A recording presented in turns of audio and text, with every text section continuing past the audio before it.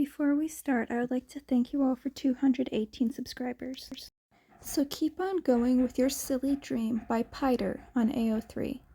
This fic may include suicidal thoughts. That is your warning. Chapter 18. Izuku cashes in that favor. Kachan, my leg! Izuku sniffed, tears already leaking from his eyes. It was an accident. He and Kachan had been playing heroes together, and were looking for the villain causing the bad storm. They thought he would be in the woods. Now they were both stuck under a tree limb. He knew his blonde friend would deny it until the day he died, but Izuku could hear him sniffling as they futilely attempted to shove the large branch off. What do we do? I'm scared. I don't want to die out here. Quit your crying, Zuko, Kachan huffed. We're heroes. This villain, it's not a villain. It's a storm. I don't want to play anymore. Listen, damn it. Izuku snapped his mouth shut, listening over the pounding rain. We're okay. Some stupid tree won't take out the future world's greatest heroes. Have you seen that clip of All Might? He was buried under a whole building and made it out. But I'm not strong like he is, or like you are. So, twist around and help me push this damn branch off us. I can't. Izuku sobbed, face pressed against the cold, wet grass. Kachan stayed quiet before Izuku felt a gentle hand pat his shoulder and smooth down his hair. Try, Izuku. We have to try, okay? What would All Might do? It was the softest he'd ever heard his friend. He was never so kind, not again, because kindness suddenly meant weakness. Izuku wondered if it had more to do with Kachan's mother getting sick, though he didn't understand what his mother meant by that. His auntie Mitsuki was not sick in the way that gave her nausea or headache. He didn't know someone could be sick in any way but Izuku's mom said she was, so it must be true. Regardless, that softness was all Izuku needed. He grunted, twisted, and wiggled, despite the way his leg throbbed with every movement. He wouldn't give up. Hell yeah, there you go, Kachan cheered. Now let's move it together. 3, 2, 1. Izuku's eyes snapped open, yet they still felt shut within the oppressive darkness. His leg pulsed with pain, causing him to gasp. He squeezed his eyes shut and counted to 10. He couldn't let it end here. Izuku couldn't just let himself die. Not after everything. He had people to save. He shifted, letting a scream escape as he became painfully aware of the rubble crushing his leg. He had to be safe, to keep the promise he made his mom. He managed to sit up, powering through the pain in his leg. He became aware of the white-hot pain emanating from his chest, while everything else just ached. Izuku had taken a hit from the number 2 hero himself. And he survived it too, damn it. He had to be like Kachan, and no way Kachan would let some extra take him out. Izuku coughed harshly before shoving himself back. He let out another scream, feeling the skin of his leg tear further. He paused, blinking. Wait, Yahoo, sir, a man called out before holding out a flashlight. Take it. The power's knocked out in there. Izuku unzipped the pocket over his left thigh. The side currently not stuck. He dug past the burn nerve phone and pulled out the flashlight. Miraculously, it seemed the items inside were functioning fully as he flicked the flashlight on. And oh, that was so gross. Izuku stared in muted horror at the slab of concrete covering his leg up to his shin. He managed to scoot away slightly earlier, leaving the grisly sight of a deep cut. A piece of rubble must have cut him earlier if the blood leaking from his thigh was anything to go by. There was something in the rubble that was in his skin. He needed to do something about that before he tried to scoot back again. The vigilante thought of the hundreds of pro heroes on patrol right now. How many of them were trying to dig him up, trying to arrest him? Not to mention how small the pocket of air he had currently was. He'd suffocate if he didn't escape soon. Since Izuku had no way of knowing how long he'd been in there already, he needed to hurry. He was thankful for his goggles now more than ever. No way he'd have this good of a view if he not for them shielding his eyes from dust. He carefully leaned forwards, keeping his right leg completely still. It was easier than it should have been. Izuku prayed he wasn't going into shock. To get out and to evade the pros, he needed his mind sharp. Futilely, he tried to lift the slab. Izuku shouted in pain as he dropped it after only an inch, throwing his head back in pain. Normally, he'd be bawling his eyes out, but all he felt was frustration. Izuku lifted his bandana slightly and threw up to his side. He coughed, wiping his mouth shakily. He couldn't. I can't! Izuku sobbed, face pressed against the cold, wet grass. He wasn't strong enough. But I'm not strong like he is, or like you are. Why was Izuku still? Izuku felt a gentle hand pat his shoulder and smooth down his hair. Try, Zuku. We have to try, okay? What would All Might do? He wouldn't give up. Izuku clenched his teeth, screaming through them as he moved the slab up just enough to yank his leg free. His arm muscles spasmed from exertion as Izuku collapsed next to his throw-up. It hurt so bad. We did it! Kachan, we really did it! Izuku laughed, clambering to his feet, avoiding putting pressure on his left leg. Psh! Course we did! I'm here after all! Despite the arrogant claim, the blonde threw one of Izuku's arms around his shoulder and helped him all the way back home. Izuku swallowed a sob, fists clenched so hard he was sure his fingernails would dig holes into the cloth gloves. The structure around him seemed relatively sound, all things considered. Therefore, he must be in a corner. Izuku snorted. At least Endeavor smacked him into a possibly the safest point of the building. Black spots danced across his vision, despite the flashlight he shone to the far side of the hole, and sure enough, to mostly intact walls. By mostly intact, he meant there was a small hole at the bottom of one. Looks like air wasn't a concern after all. How had the heroes not grabbed him yet?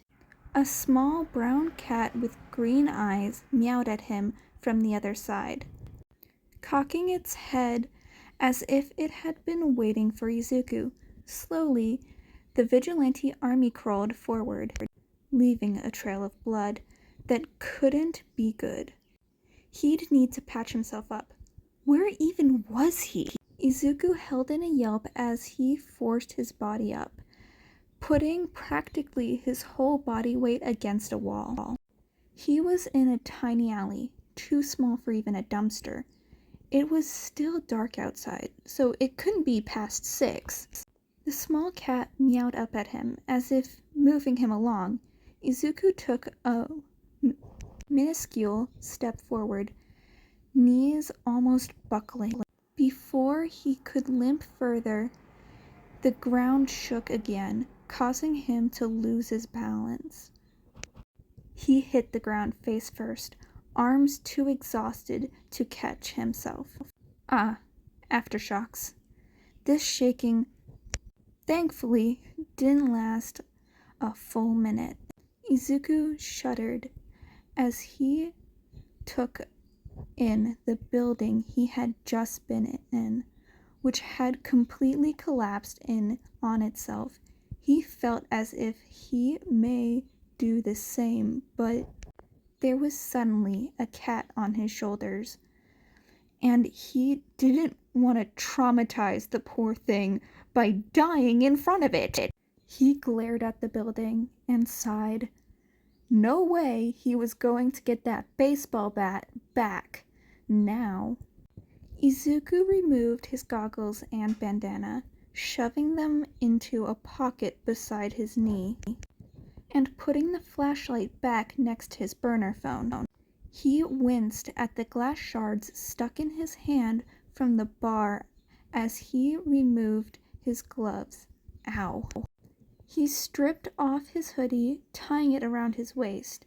His arms were filthy, covered in soot and cuts. Izuku slowly moved down the familiar street, blending into the distraught and injured crowd. To his surprise, he could see Eraserhead glaring at Endeavor, quirk on. They appeared to be having an argument, but Izuku couldn't hear them from the sidewalk. He stuck to. Guess they were too busy arguing to find Izuku. Hey, a win is a win. He knew he couldn't make it back to his apartment building. Not like this. He was out of peroxide to clean his wounds, and thread to stitch himself with. So he went to the next best option. Izuku changed both painfully and slowly behind the cover of a dumpster. His filthy, bloody, and suspicious clothes were replaced with a pair of black sweatpants and a blue shirt with a low-quality drawing of a calico cat on it. Izuku didn't bother putting his shoes and socks back on, simply shoving them in his backpack. If he stayed here, he would probably bleed out. Most convenience stores were closed, and Izuku probably couldn't walk that far to begin with. If he went to the hospital, they'd ask for an ID and end up calling his mom. So he really out of options. Wait, Izuku grinned, ignoring the judgmental gaze from the small cat crouched on the dumpster. He shakily clicked the contact and waited. Who is this? A flat, tired voice asked. A familiar voice. Shinso? Izuku winced at how scratchy his voice sounded, and the way it clawed up his throat before it exited his lips. Yes? Now, who is this? Shinso sounded a bit more defensive now, maybe pissed? Oh, you said you owed me? I helped you with some guy in an alleyway? Are you the green kid? Green kid? Didn't remember your name. Didn't care enough to try. Oh, Are you cashing in your favor or not? Shinso asked after a small pause, clearly irritated. Could you take me somewhere other than a hospital I can get first aid? I know it's super dangerous and I don't know if you're available right now. If you can't, it's totally fine. I can probably last until the stores are open, but I really don't want to go near all the debris, and also I have a cat. They probably won't let me. Shut up. You're hurt. And asking me to come and get you? Yes? You said you have a cat? Yeah, I do. Where are you? Izuku almost sobbed in relief, but held it back just barely but he managed. His eyes caught on a sign. I'm near some cafe. A cat cafe, I think. It's still in pretty good condition. It's American. Kinley's Cat Cafe? Izuku blinked in surprise before snickering. Yeah, you go there often? Oh, shut up. Shinso almost sounded embarrassed. Stay put. I'm only a few minutes away. Okay, thank you, Izuku whispered right before the other boy hung up. Izuku almost sat down, but decided there was no way he'd be able to get back up if he did that. He simply stroked the kitten's back as it purred, now cradled in his arms. Stroke was the perfect name. His mother's hands gently ghosted through his hair as they watched old All Might reruns. There had been a marathon. Neither of them made it through before falling asleep. Green kid? Izuku blinked out of his haze, glancing up and meeting the eyes of one Shinso Hitoshi. He wore a black hoodie and black pants with purple Crocs. Nothing had really changed, and yet everything had. His eye bags didn't seem as bad as they had been, and he almost looked more filled out? Not in a bad way. Something about him seemed lighter, aside from the flashlight he shone at Izuku's filthy face, that is. Shinso? Let's go, the boy grunted. Izuku hissed in pain as he hobbled behind, before Shinso turned and back with a lifted brow. My leg, it's not doing the best. I'm sorry. Shinso squinted at his leg, most likely noticing the way the fabric stuck against the wet blood from the wound. Izuku opened his mouth to apologize again, but was hushed. He felt himself flush in embarrassment. Without another word, Shinso slipped an arm around Izuku's back. Catching on, he slung his arm around Shinso's shoulder. He felt bad at the way the purple-haired boy was forced to hunch due to the height difference, but didn't comment. Several minutes later, Izuku finally worked up the nerve to ask the question he'd been holding in since Shinso arrived. So, where exactly are we going? My house. We're stocked up on first aid, the taller boy grunted, offering nothing beyond that. They were given a couple odd looks once they made it into the lobby of an apartment building, but they weren't stopped. Both teens stared blankly as their biggest obstacle yet. The staircase. What floor? 10th. Well, shit. Shinso leaned against the wall, panting, while Izuku stared guiltily. The cat seemed pretty unbothered, kneading into Izuku's backpack, purring. You'll catch your breath faster if you stand up straight. You know, when I said I owed you, I meant I could help you with your homework or something. Shinso huffed, standing up and putting his hands against the back of his head. But I guess you saved my ass. It was only fair I saved yours. I'm really sorry, Shinso. It's fine. Shinso walked back over to him and the cat. Good endurance training, I guess.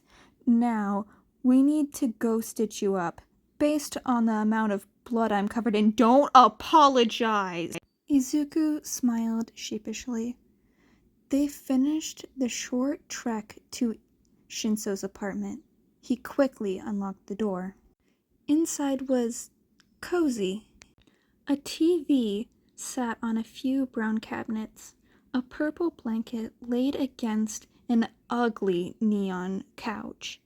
There were several pictures, although Izuku couldn't see what was in them from his spot and the low lighting. A few electronic lanterns and flashlights were scattered throughout the apartment. A huge gray cat laid sprawled out on the coffee table. Another smaller black one was swatting at its tail on the ground, but scampered under the couch as it caught sight of Izuku. Shinso led him to a small bathroom. Not to sound weird, but you probably should take your pants off. Izuku blinked before understanding. He was thankful Shinso didn't comment on the All Might printed boxers. He did, however, stare at the filthy, deep cut from the top of Izuku's foot to just below his knee. The entirety of it was swollen, and Izuku was pretty sure there was at least one break. There was another deep cut along the bottom half of his thigh. At least the filth hid the bruises and other cuts? Izuku sat in the tub so as to not bleed on anything, sitting his backpack to the side. Stroke curled up into a ball on the toilet lid, still purring. I can take care of it. I just need supplies. I am not leaving you to take care of that alone in my bathroom, Shinso stated in a deadpan. He sure did have a knack for making people feel stupid. Shinso continued. My dad and his roommate are good at this stuff. They should be home soon. Let's just stem the bleeding for now.